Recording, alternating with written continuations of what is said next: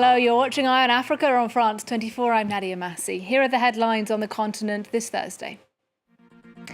Fresh clashes between M23 rebels and the army in eastern DR Congo. UN peacekeepers working to keep the militias out of civilian areas. Our reporters went to see their operations in North Kivu. Extreme weather in East Africa. Somalia hit by its worst flooding in decades. Dozens killed and hundreds of thousands displaced. And also in this programme, we look at traditional voodoo rituals in Benin, increasingly under threat from farming and urbanisation.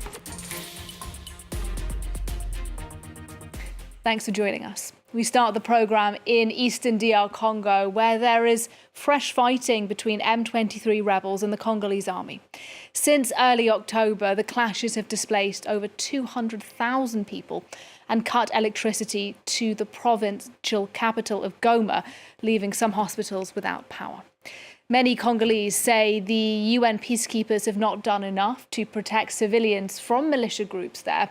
And last Friday, the UN announced a new joint operation with the Congolese army aimed at pushing the rebels back.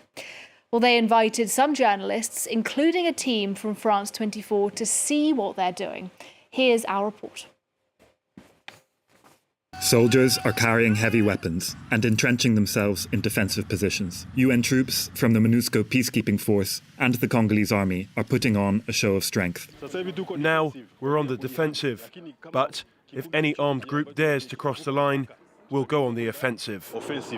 In Kimuke, near the foothills of eastern Congo's Masisi region, UN peacekeepers and Congolese troops have launched a joint operation called Springbok, designed to halt the advance of M23 rebels. Journalists were invited to visit their camp. The troops, who did not specify their number, put on a united front. Side by side, we have fight with the civilians and protecting the good people from this country.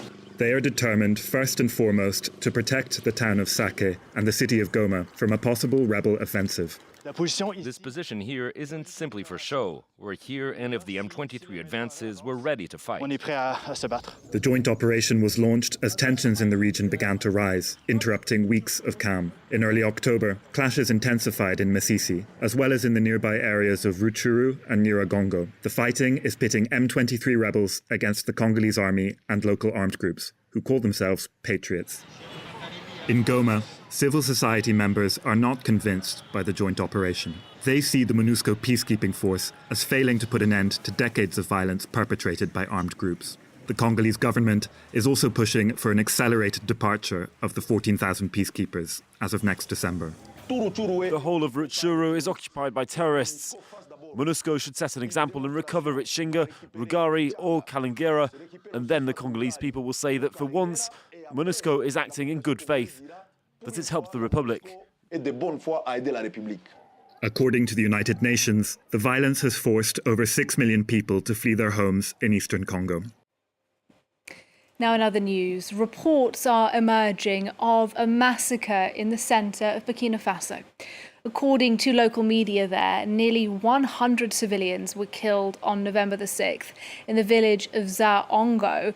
France 24 has not been able to confirm that death toll, and no group has claimed responsibility. Zaongo sits in a region where jihadists are known to operate.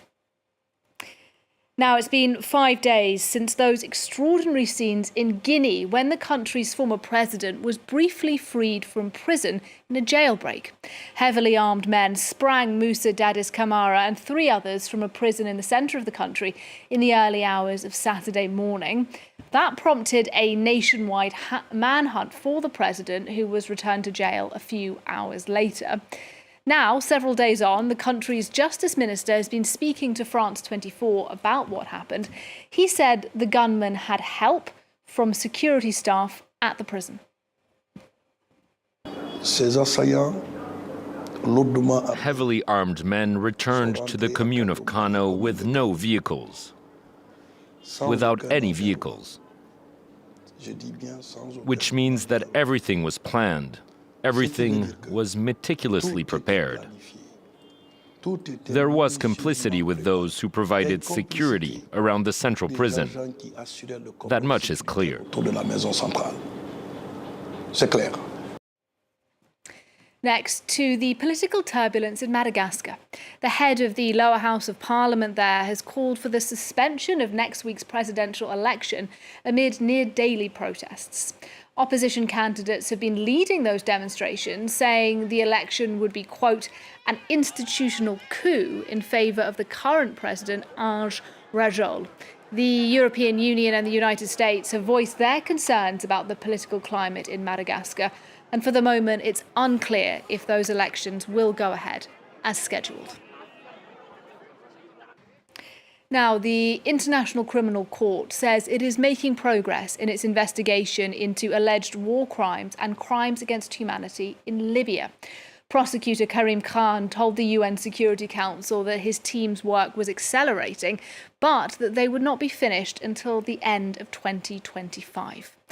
The ICC has a wide mandate in Libya, stretching back to the civil war in 2011, all the way to recent events, including the treatment of migrants in detention centres.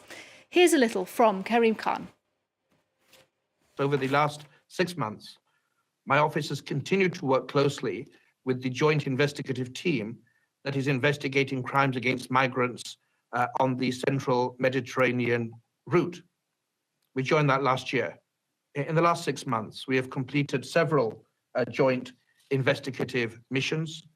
We have held weekly information sharing meetings, and we are accelerating collective action.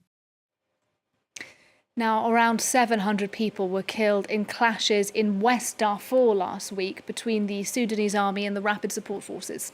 That figure has been released this Thursday by the International Organization for Migration. It said 300 other people are missing and the toll could rise.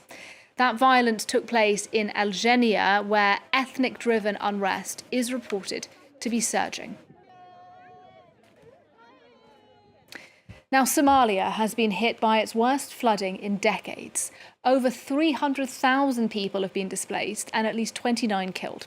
Experts are warning there, though, the toll could well rise. The extreme weather has also triggered landslides in Kenya and Ethiopia, as Lauren Berschdicker now reports.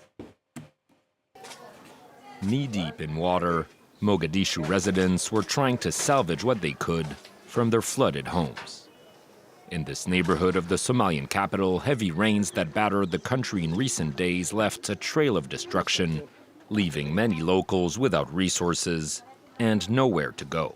Homes are affected, there's mud everywhere. The food and mattresses are all wet. These people must go to the market in order to get something to eat. They can't afford to buy or rent a house. Further downtown, local teams took advantage of a break in the weather to launch a cleanup operation.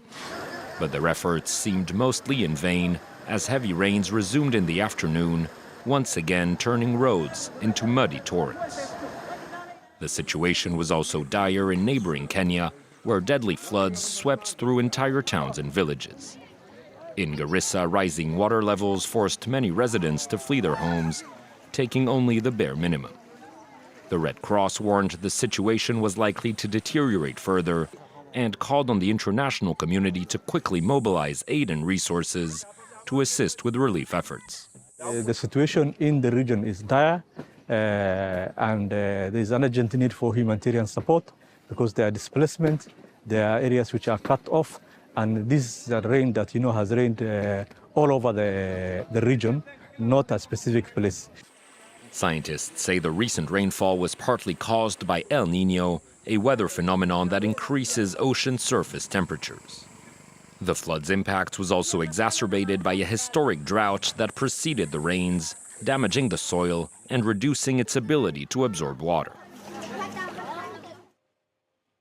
Well, we end the show now in Benin. It is mainly a Christian country, but voodoo religion is also embedded in the country's culture.